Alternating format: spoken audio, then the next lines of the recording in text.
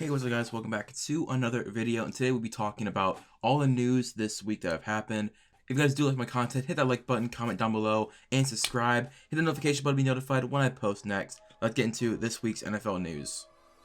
So, starting off number one, that just happened about an hour ago. In the 2018 draft, the first two picks, number 1 and number 4 for the Browns, have now been guaranteed through the 2022 season. This now means that they can work on their contract extensions and not have to worry for another 2 years of that, big number cap hit. You know what I mean? Now they can spread, like, okay, now Baker, when he signs his contract, we can now put it at after his 5th-year option in 2022. And just kind of, now we don't have to worry about it until the 2023 offseason. They were paying him whatever they do want to pay him. Same with Denzel Ward. I expect the Nick Chubb contract extension probably before these two, just because of the contract extensions with the 5th-year options. I expect the Nick Chubb extension, somewhat relatively soon. He has been in the league for 3 years. He's going up on his last year of his contract. It's going to be interesting how they value that position, but hopefully they do sign Nick Chubb to a long-term extension. But with Baker Mayfield and Denzel Ward, it just kind of solidifies that those are two building blocks of the future. Denzel Ward, when healthy, which is a big when healthy. When he is healthy, he's one of the best corners in the league. I'd say he's a top 5 corner in the league when he is actually playing.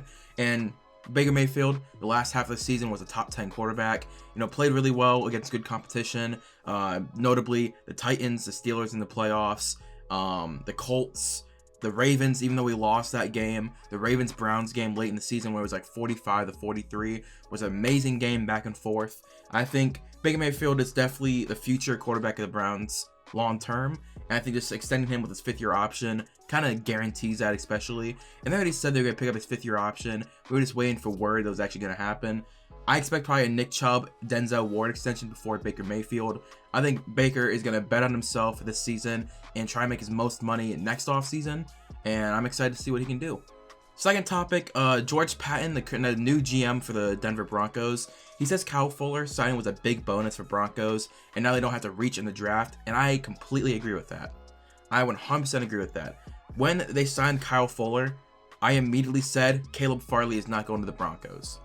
Because what I had him mocked up is that 10 would go Patrick Surtain to the Cowboys, 11 Caleb Farley to the Denver Broncos. But this signing of Kyle Fuller after the Bears released him really made him now his best player available for the most part. I think they'll still either go linebacker or corner, but now they don't have to reach. Now let's say Patrick Surtain is gone before 10, and Caleb Farley goes at 10. Let's just say that's what happens.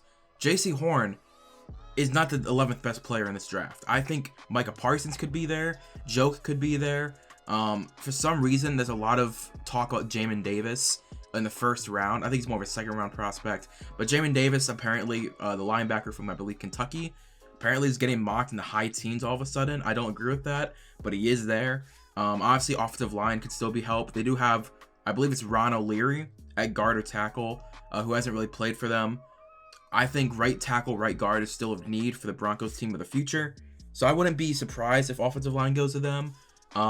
Maybe a quarterback. Maybe there's a Trey Lance still there. Maybe they trade back with a team and the team drafts Mac Jones at 11. Like they trade back to like 18, 19 or something.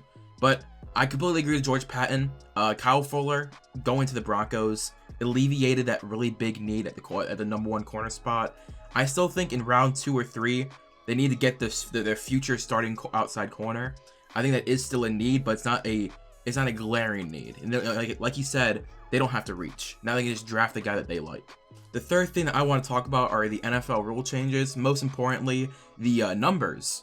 Now, let me actually pull it up exactly and have it up on screen. So these are the new numbers that you can have for each position. Quarterbacks obviously can still do 1 through 19. Running backs can now do 1 through 49 and 80 through 89. Wide receivers the exact same, 1 through 49, 80 to 89. Tight ends, 1 through 49, 80 to 90. You can have a 90 tight ends. Offensive line still stays 50 to 79. Defensive line, 50 to 79, 90 to 99. Linebackers, 1 through 59, 90 through 99. Defensive backs, 1 through 49. Kickers and punters, 1 through 19.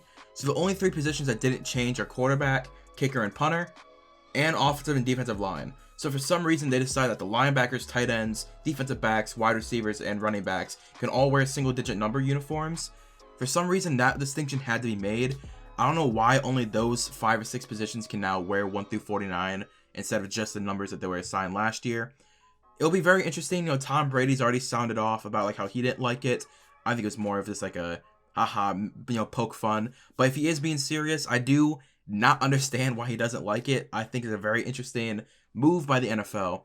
But there is a caveat that if you want your number changed, if you're already in the league, as of right now, not before the draft, before the draft, if you're already in the league, if you change your number from, let's say Baker Mayfield. Let's say Baker goes from 6 to 12. No, that's actually not a good example. Let's say Odell Beckham Jr. wants to go from 13 to 3, right? 3 he wore in college. He wants to go from 13 to 3.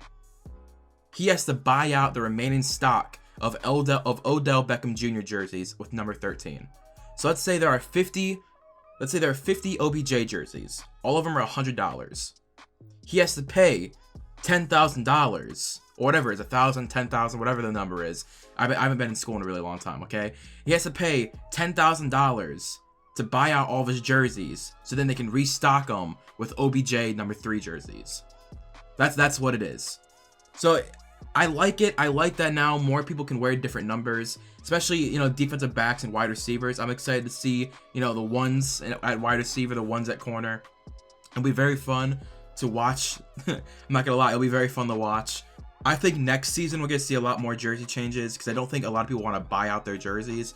Stephon Diggs has already come out and said that he's not gonna change it because they're hardworking Buffalo Bills fans and Minnesota Viking fans who have the number 14, and he's like, I don't want to like change the number and now they have to buy new jerseys that are already over expensive. I don't want to do that to them. So I think it's very nice that some people are respecting the fans who have to buy $150 worth of jerseys and then buy another one because you wanted to change your number. So I think what we're gonna see is a lot more of the college draft picks. Like Jamar Chase is gonna have a low number. You know what I mean? Jamar Chase is not taking a regular wide receiver number. If number 1 is available, I actually don't know what Joe Burrow's number is. Yeah, Joe Burrow's number 9. So number 1, Jamar Chase is gonna take number 1 if they draft Jamar Chase. Wherever Jamar Chase goes, he's getting number 1. Tight ends, Kyle Pitts will either stick with 84 or probably take a number 1. Corners, Patrick Surtain might go to a number 1, number 2, number 3. I think we're gonna see a lot more of that in the draft than, you know, players currently changing their numbers. But that is the third update. But yeah, that is all the news updates for this week that are actually worth mentioning. If you guys did enjoy, please leave a like, comment, and subscribe. Hit that notification bell to be updated when I post next. Go click my link tree in the description. Follow me on everything. I stream on Twitch from 7 to 10:30 p.m. EST, Monday through Friday. So I'll be streaming tonight. Go follow, go sub to me. Again, I'm posting on Twitter a lot more. Thank you guys for watching. I'll see you guys later. Peace and bye.